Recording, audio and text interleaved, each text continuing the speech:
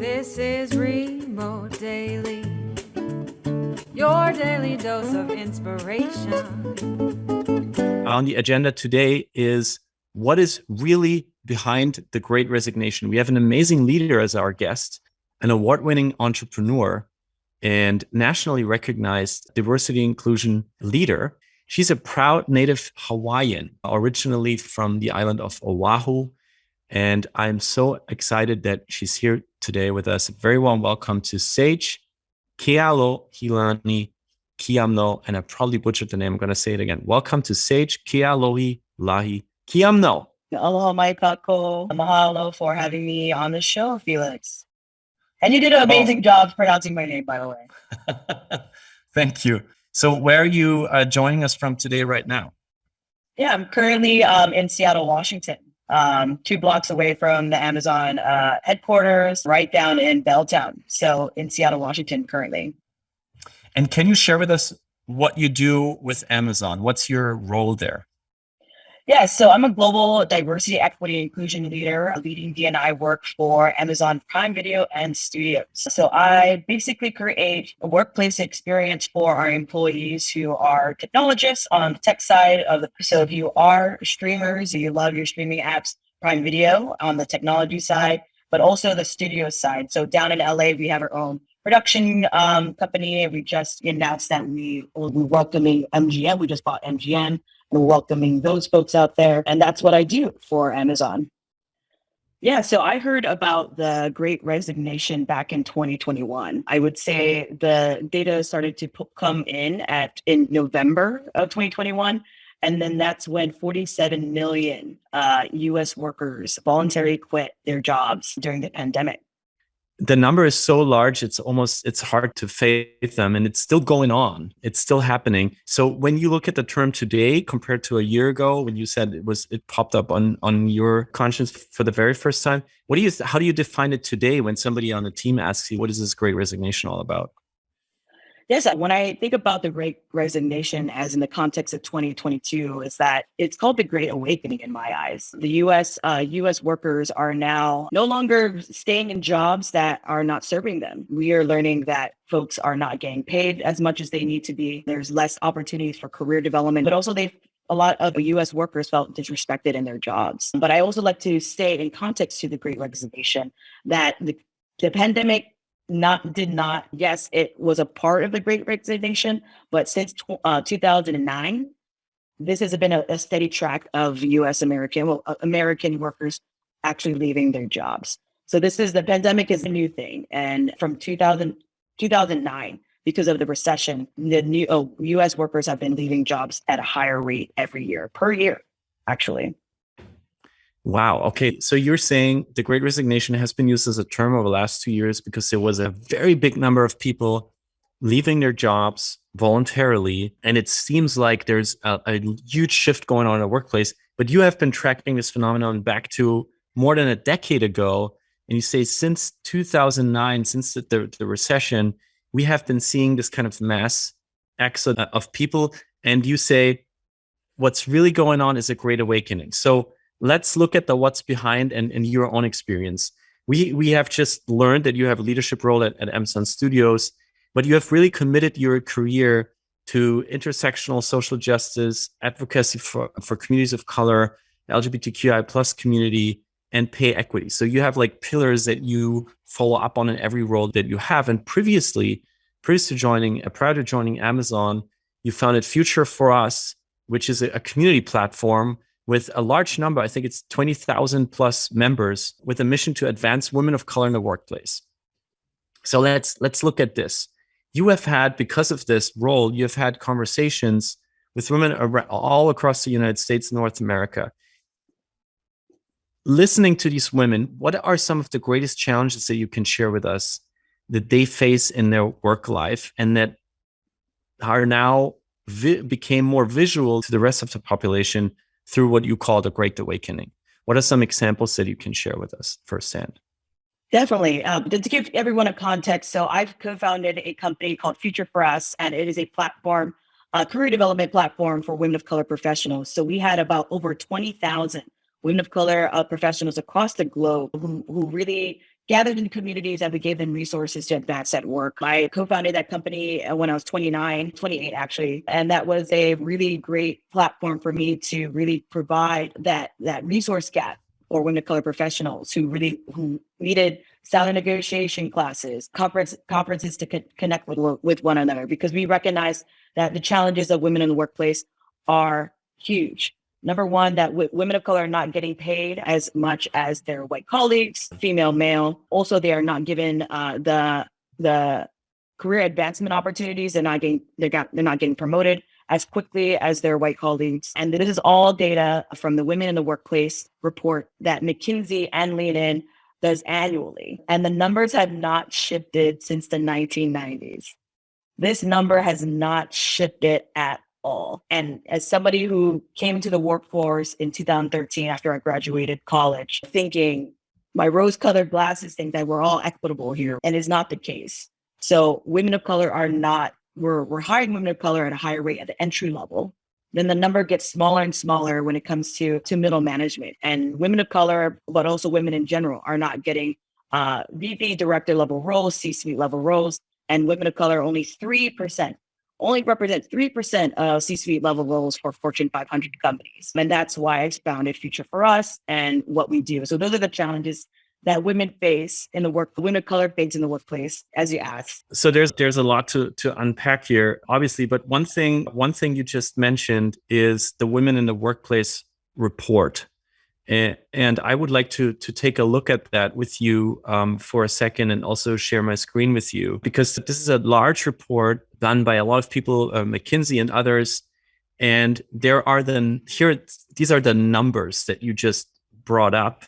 3% of CEOs in Fortune 500 companies, women of color. So while we're trying to get closer to what's really behind the Great Resignation, and let's look at these numbers for a second. I'm just going to share my screen here with the actual report so we can have a closer look at this.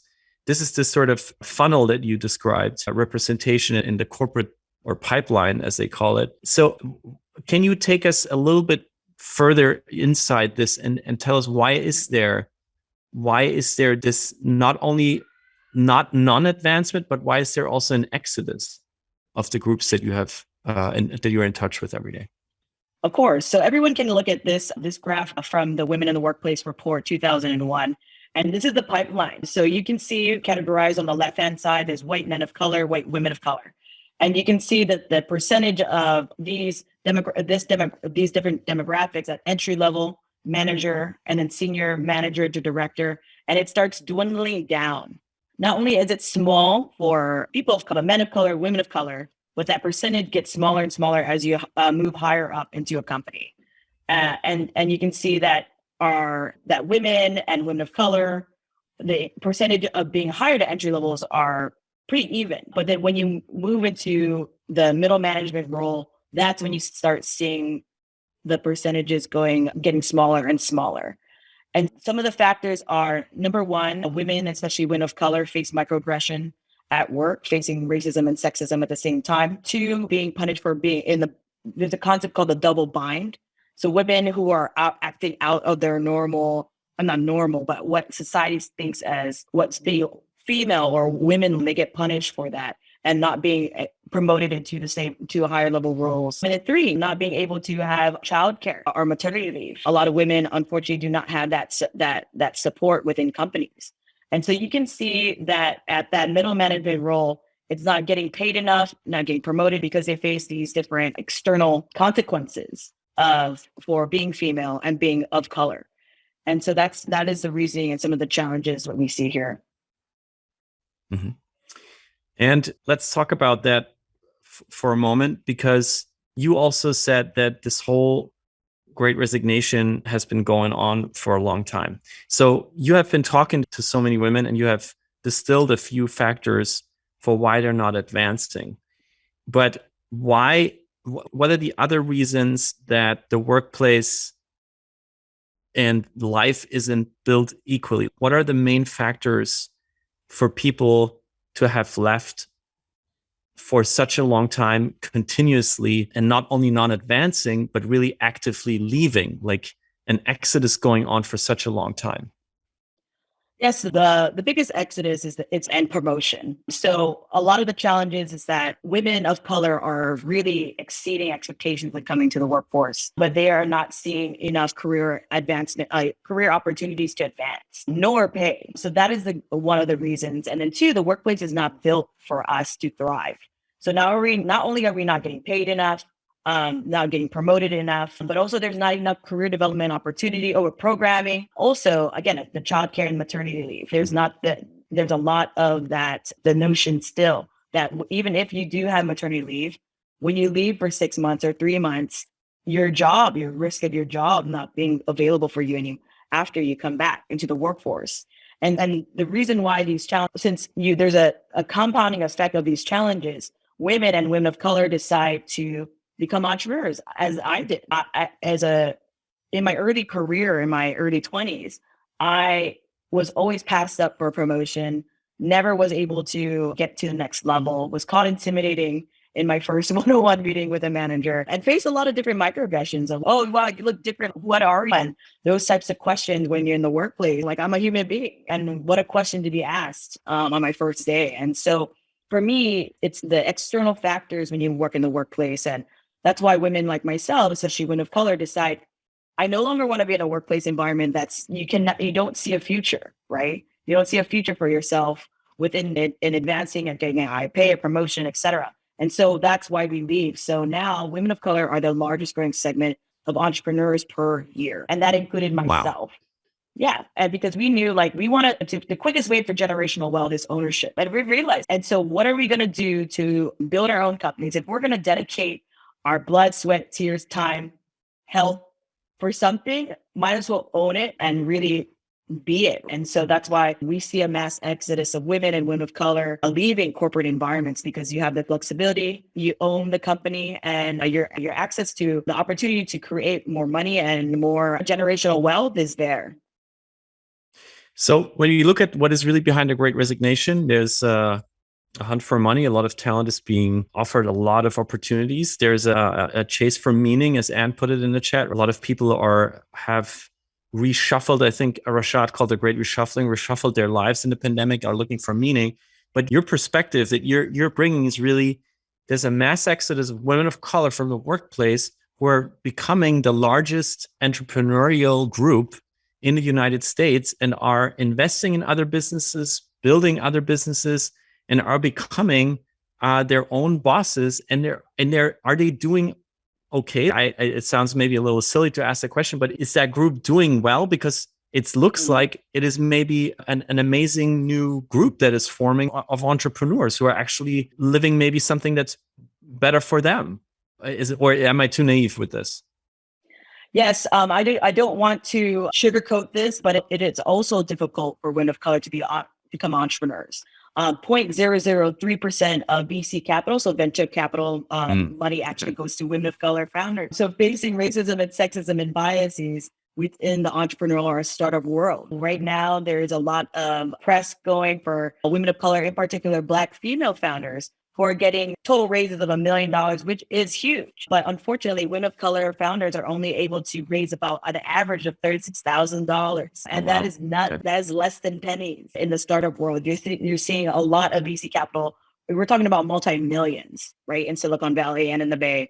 And women of color are not even scratching the surface because number one, we do not come from traditional top tier schools. Two, we don't come from generational wealth. We don't have an uncle who can write us a $500,000 check to start a company. And then three, when you are predominantly, when we're talking about venture capitalists, they are white men who still are using their biases when it comes to funding entrepreneurs, especially entrepreneurs of color. So there are a set of challenges in the entrepreneurial world as well. So we see a lot of us just reshuffling, reprioritizing, and seeing, I think for women of color professionals in general, is that where am I most safe? Where can I create more financial stability and wealth for myself?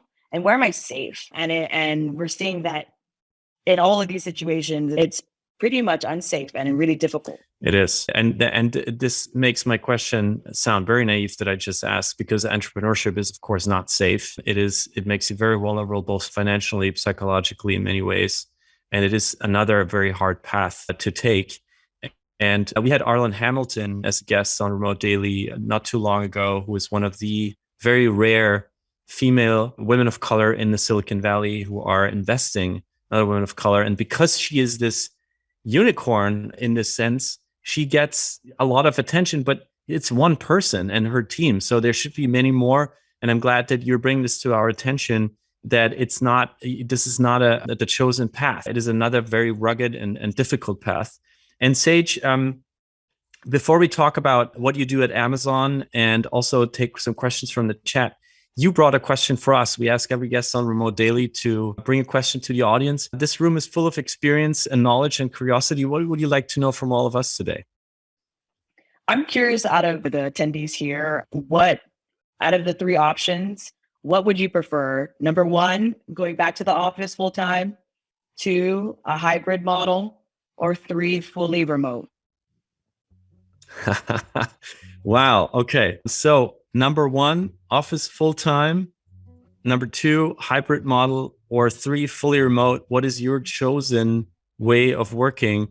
Of course, a very loaded question, because everything we just talked about, the microaggressions, the non-progression, the difficulty of spaces that are not built for women, is tied into that question for asking that, Sage.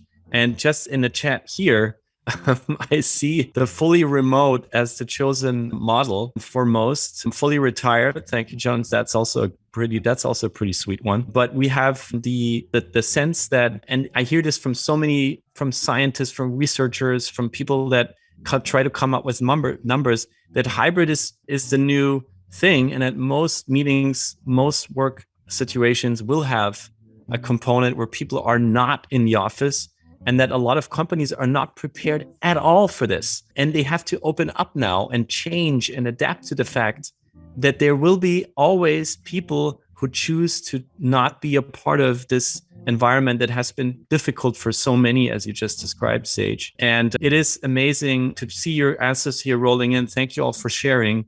And as John said, maybe someday Office Space, or the movie Office Space, will just be an anthropological oddity. What do you think, Sage? What is your favorite answer? What is your answer? 1, 2, or 3? Fully remote is my preference. I do offsites every now and then for team collaboration and partnership and community.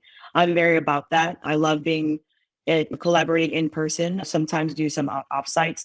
But fully remote gives me the freedom to do the thousands of other things that I do as a human. I think a lot of us as human beings, we have interests outside of our careers, and it's completely healthy. And when you're a woman and you're one of color, if you're a mother, or if you're a caretaker of an elder, or you have so many other different responsibilities, being fully remote really helps with that.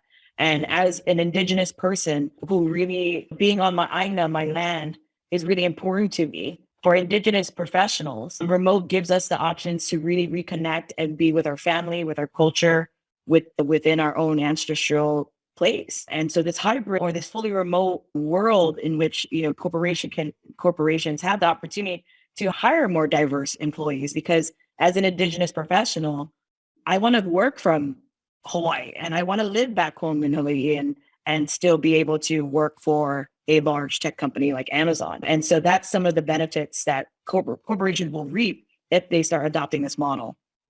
I mean, Deb just shared in the chat, of course, the huge announcement by Airbnb. And I'm always thinking, how clever is this company? They're always a little step ahead, announcing that their employees can work remote basically forever. They can travel as much as they want if it fits the overall schedule. And payment will be independent from location, which has been such a huge topic in the pandemic. I imagine this a legal nightmare for the people who have to figure it out with all the different states and their regulations. But it's announced. It's out there now. Everybody's talking about it. How about Amazon? Like, what's going on in your own world? How are they adapting, adjusting, and how are they allowing you to do what you just described? I want to be on my own land. This is where I work the best.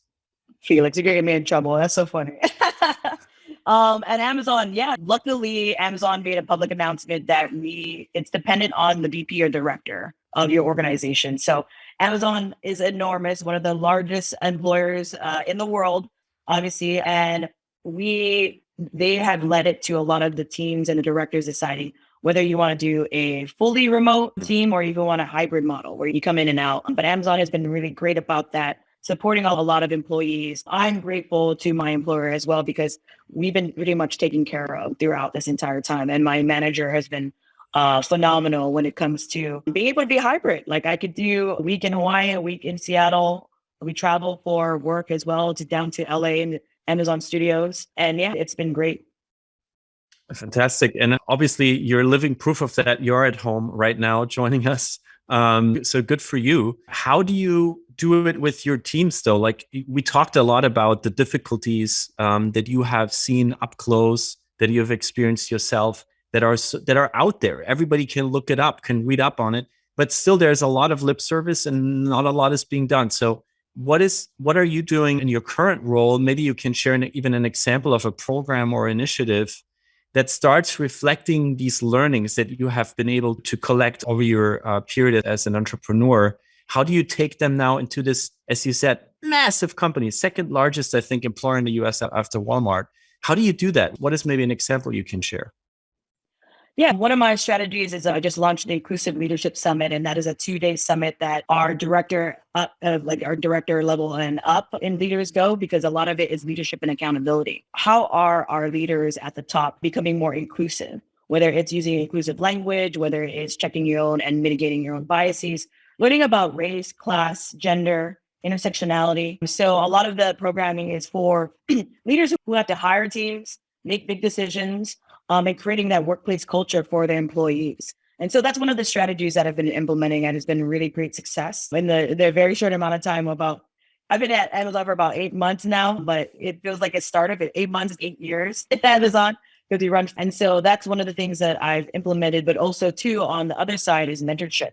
So mentorship circles, a lot of the research that we've been, even just across the board prior to Amazon, I did a lot of diversity, equity, inclusion consulting for small to mid-sized companies, so startups who are going from 1 to 100 to 500, et cetera.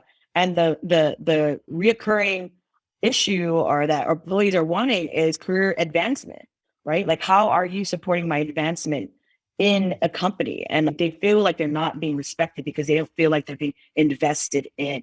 And so I launched a mentorship program within our own business line, especially more people of color, POC, talent, and professionals being able to mentor with each other from all different levels. And that was the gap, is that we're not getting enough mentorship and also sponsorship within your own organization. Because I know they're like buzzwords, mentorship, sponsor, board of directors, right? Your personal board of directors, which is great, which you do need in your career. But when you have those folks outside of your job, they won't be able to promote you within your company.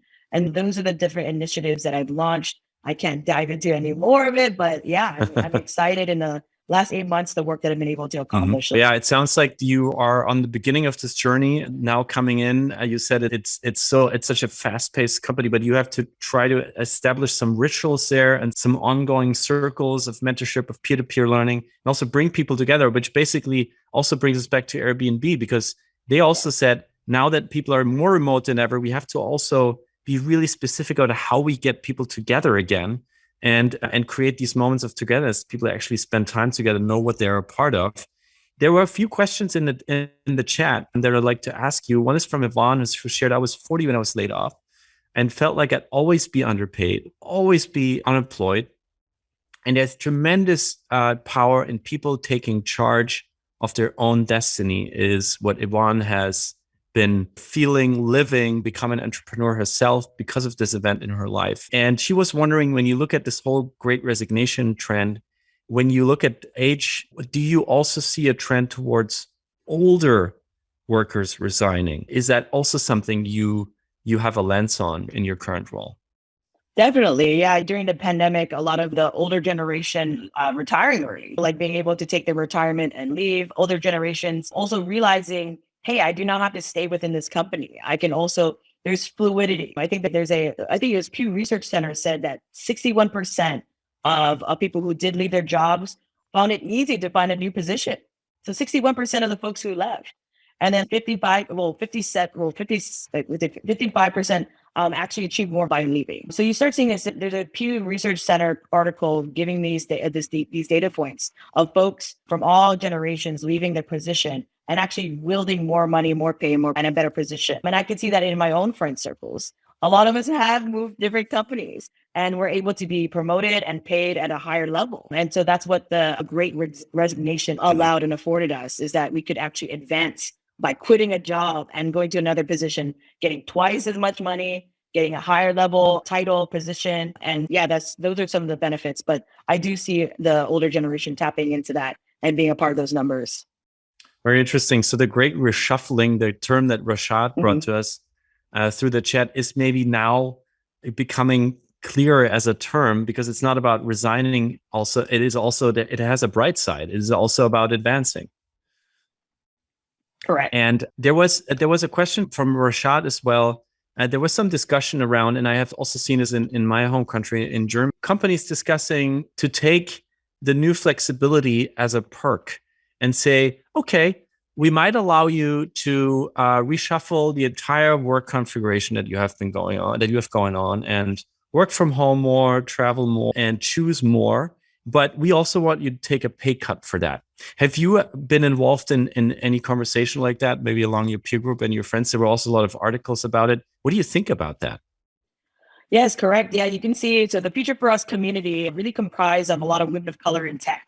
And especially when you're in tech or when you in other positions, they do, unfortunately, now companies are really figuring out their policies and changing their policies. But if you decide to move to a tier 2 city or another city that doesn't have a main hub, they will take a pay cut on that. And so that was most of the frustrations with being pretty much pretty much held to these major metropolitan cities before the pandemic. You had to live in these big cities to get the higher pay, but the cost of living is high. But now we're seeing the reshuffling where folks are relocating to cities that are more affordable. You can see smaller cities like Austin and Denver and other cities out there who are steadily growing. And I think it's amazing to see, but that's what I've been seeing and hearing from our own community members. Very interesting. And the whole phenomenon we're tackling today, it's still going on. I think there's now over 11 million open jobs officially listed in the US by employers. The resignations every month are still in the many millions. The numbers are still incredibly high. So we're still in the middle of this whole thing, whatever it might turn into. But could you maybe help us to look a little further ahead? Let's make it more realistic. Let's say 2 or 3 years. In corporate America, what image comes up in your head when you think about how corporate America is going to look like 2-3 years from now? 2 to 3 years from now, I would say that corporations will be changing their policies for their employees. That now you're going to see drastic changes in the way that we, in terms of compensation, about workplace thing, whether you're fully remote or not. But also when we're talking about emerging technology, Meta is a big technology companies like Microsoft, like Amazon, Meta itself are investing a lot. And I don't know if we're going to see this in 2 years, but we are going to become avatars and going to have to do meetings within the metaverse, which is totally bizarre. But in my mind, and I'm like a young millennial, and even that concept to me is a little bizarre. But I think we're going to see a shift in which we are in the metaverse. And we are avatars having board meetings in the metaverse. So I think that's another conversation I'm often having with folks about the future of work. Are you playing around with that already? Have you tried to have some metaverse? Not at Amazon. So that's not something that we're adopting. I just know I'm in a community of women of color in emerging technology. And we see a lot of startups. Blavity is a media company. And they specifically for POC, but Black talent, and they have launched their summit in the metaverse. And they have created, every attendee became an avatar and had meetings. Now we see also entrepreneurs using metaverse as a way to present to clients. And it's very interesting. It's going to be another world. The metaverse is another world than the real world. And so that's going to be interesting to see how we function as a workplace. Fascinating. I'm so interested in this as well. And of course, there's a huge challenge to you not seeing the person that you're actually sitting across the table from. But I also see technology now where this is being solved through real-time data. And I'm very excited to see what's coming there. And how does the fact that it takes us out of our spaces, you don't see anymore whether I'm in a hotel room like today or whether you're at home, because you might just be a cutout or you might just be an avatar. So it also levels out a lot of things between workplace, not workplace. But the basic problem of people being together in a room at an office and people being outside still not really solved, because then everybody has to go back to their screen again, I think. So super, or wearing huge goggles. So yes, very interesting what you just painted for us. So you say the Great Resignation is going to lead to a lot of changes in workplace policy on the legal side. On the technological side, though, the hybrid world of work is going to bring us a lot of more technology into the workplace that will lead to us becoming more virtual in our work lives in the end. So you see the office as maybe a place for gatherings, for special events, for maybe creative offsites, but not for the day-to-day anymore. That's over, if I hear you correctly. I don't see that becoming the norm again, but as I do see folks returning back into the office for that field. But when we're talking about the future, I don't think that's going to be the future anymore. Wow. I'm so intrigued that we get to spend some time with you today. And I'm also very grateful for all of your questions in the chat here and creating this session together. We always ask our guests in the end, Sage, how we as the community can support you. Is there anything we can do to support what you're doing? And of course, to support the many communities you're a part of? Yes, of course. If you could follow me or add me on LinkedIn, that's like my primary place of amplification of my work. Whatever, I'm a contributing Forbes writer talking about amplifying any D&I. So if you want to learn more about D&I and how you can become a more inclusive leader yourself, both personally and professionally, add me on LinkedIn. Also, if you work for a company or would like to bring me in as a speaker, as a woman of color speaker, I would love to be a part of that. So if you would like to hire me as a speaker, I do it all. So would love to connect with you all on LinkedIn. And yeah, mahalo so much for Vivek and the team for having me. This has been a great conversation. And thank you for joining us from wherever in the world you are, because again, community is a huge factor in our humanity and how we thrive in the world. So this means a lot to me. So mahalo. Fantastic. And we have a little way to say thank you here on Remote Daily. So if you have your cameras on and your hands ready, you want to stretch out a little bit and shed some virtual glitter, whether you're an avatar or not. With our guest today, this is hilarious. Yeah, thank you, JP. Sage Ke'alohilani Quiamno. Thank you so very much. What is your final message? What is something you want to leave us with today, Sage? Maybe an announcement, maybe a personal mantra. Be a key maker, not a gatekeeper. So it's create keys for others and stop the gatekeeping. Be a team maker, you say? A key maker. So open up doors, be a key maker. Key maker. Be a key maker, not a gatekeeper. Wow. What a great motto. And thank you so much for bringing that to us. This was the show for today. Thank you so very much. Thanks to Sage. I wish you all a good weekend.